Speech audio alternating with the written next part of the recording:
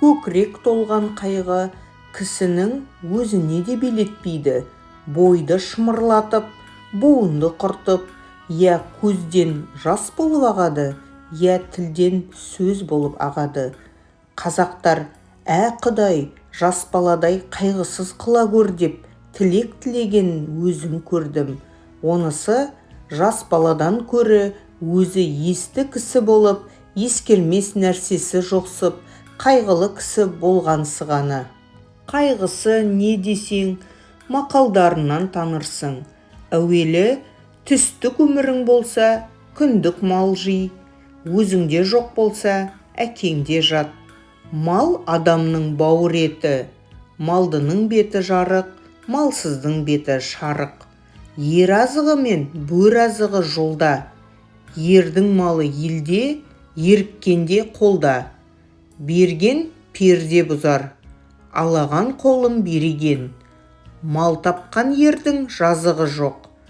Байдан үмітсіз, Құдайдан үмітсіз. Қарның аша, қаралы үйге шап. Қайраны жоқ көлден без, қайыры жоқ елден без деген осындай сөздері көп, есепсіз толып жатыр. Бұл мақалдардан не шықты? Мағлұм болды.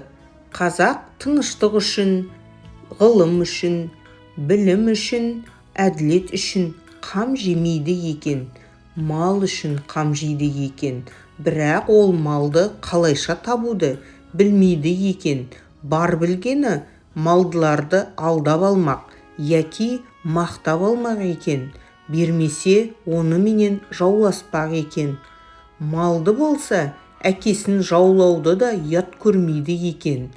Әйтеуір ұрлық, қулық, сұмдық, тіленшілік, соған ұқсаған қылықтың қайсысын болса да қылып жүріп, мал тапса жазалы демесек керек екен. Бұлардың жас баланың ақылынан несі артық? Бірақ жас бала қызыл ошақтан қорқушы еді. Бұлар тозақтан да қорықпайды екен. Жас бала ұялса жерге ене жаздаушы еді. Бұлар неден болса да ұялмайды екен.